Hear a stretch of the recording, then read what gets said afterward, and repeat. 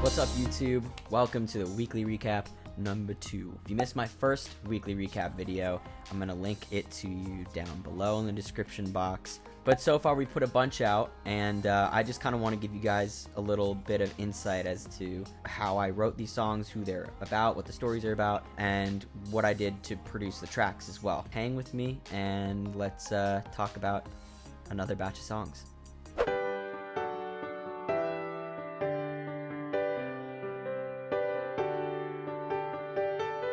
I wrote Limbo for my high school music teacher, Mr. Robbins, who was just the freaking man and was a huge influence to me and really helped me get better at a lot of the instruments that I love to play. He had one small request before I wrote the song, which was to include his son's names in the song, and their names are Jackson and Silas.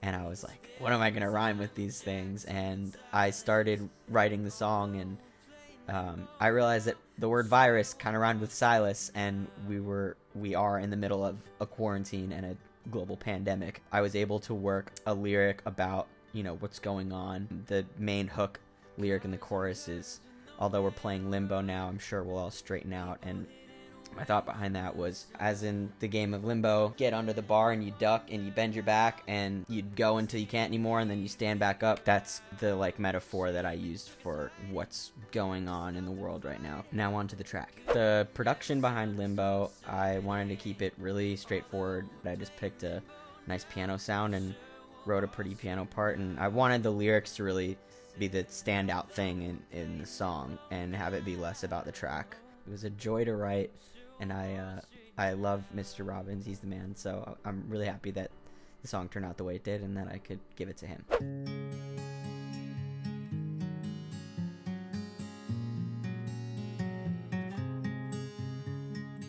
Back to You. This is the worst mic stand on the planet. I wrote Back to You for a girl I went to college with. Her name's Erin. I like to think she's one of my closest friends still. We dated on and off for about a year. I was going through a lot and she was going through a lot. Things just didn't work out in that way, but we were able to come back to each other as stronger friends. Wanted to write a song that kind of reflected on the things that we went through and how much I wish we could hang out. Yeah, the song is basically about me someday soon being able to make it back out to New York to see her again. So let's get into the track. I wanted to make super emotional and almost have an alternative early 2000s or mid 2000s kind of vibe to it, with lots of just strumming rhythmic guitars and open chords. I had a lot of fun making something really pretty on the guitar, but other than that, I have some pretty little reverse sweeps to transition the different sections. In the end, I have this this really pretty little melody thing that I kind of threw in there. I tuned my voice up an octave and cut all the high end out of it so that it sounded kind of muffled, kind of old-fashioned telephone sound kind of. Does that make sense? That's basically the track for Back to You.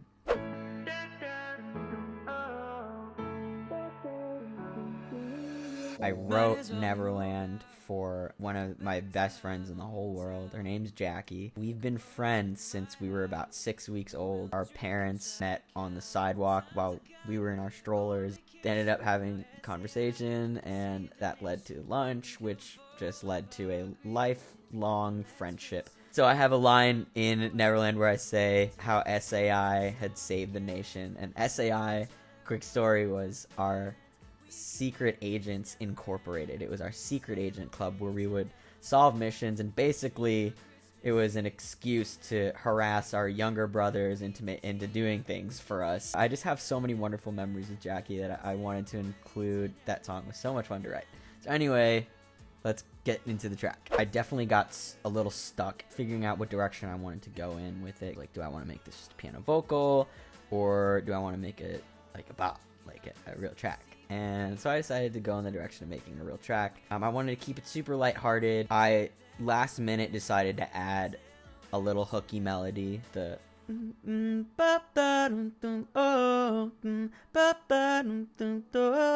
got super carried away with it and decided to throw it in the chorus and kind of make it like a hook. So I layered myself singing that a few times, had myself singing it in the range I just sang it for you. One take where my vocal was layered with my voice pitched up an octave and the formant was changed on it. The formant of a sound is basically like the phonetic shape of a vowel. Ah as opposed to ah as opposed to oh.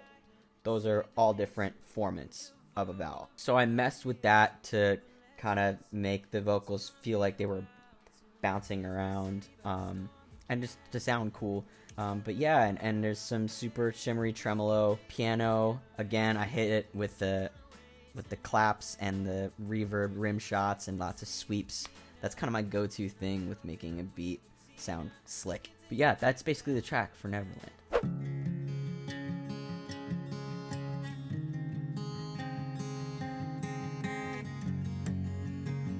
It's one of my favorites of the ones I've written for this project. I wrote it for my girlfriend's cousin, who I've never met before. Her mom messaged me and asked if I would write her a song for her 18th birthday, and I was like, at first I was just kind of like, oh, this is gonna be tricky, because all the songs I had written so far were really personal and like for really close friends of mine. So this was the first one I really tackled for someone that I didn't know. I did know what it was like to turn 18, so I wanted to put the focus on just that life transition. I also included little bits and pieces of things that she could relate to, and she's the middle child of 3 kids. I threw in lines like, sometimes you feel stuck in the middle, you're gonna miss it one day, you know, growing up being like the middle kid. It was a really fun song to write. It became really meaningful to me, and I think a lot of people who heard it, because I wanted to make the lyrics relatable to her, obviously, but also to anyone else.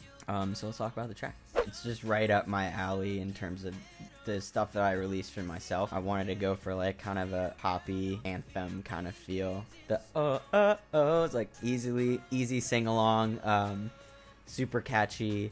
I wanted to give the track a nice beat that still sounded kind of organic. So I picked a lot of rim shots, clap sounds, like really crispy snare sounds that would really cut through the mix, and hit them with some reverb so they sounded nice and big. The whole thing kind of builds up to the chorus. You know, the track starts off with really pretty chill strumming guitar and then transitions into a smaller beat with, again, those really reverb rim shots. I have a layer of my voice tuned up on the line, maybe someone will hear you now, because I really wanted that emphasis to be there. I can't wait to finish it and make it a full song and hopefully release that for you guys.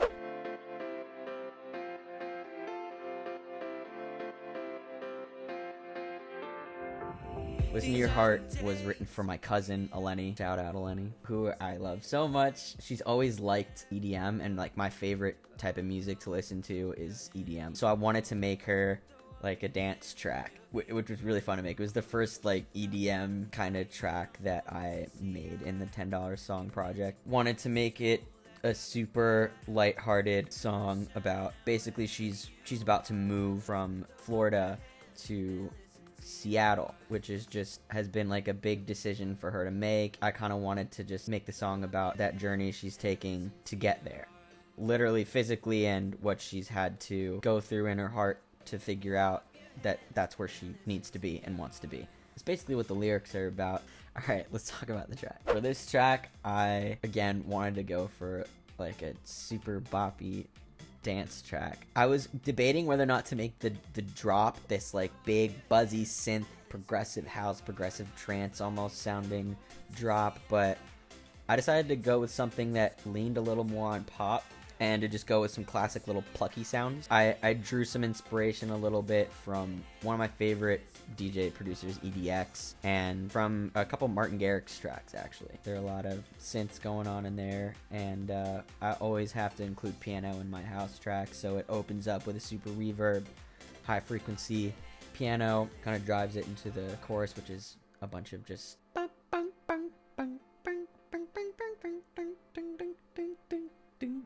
I'm gonna start singing it.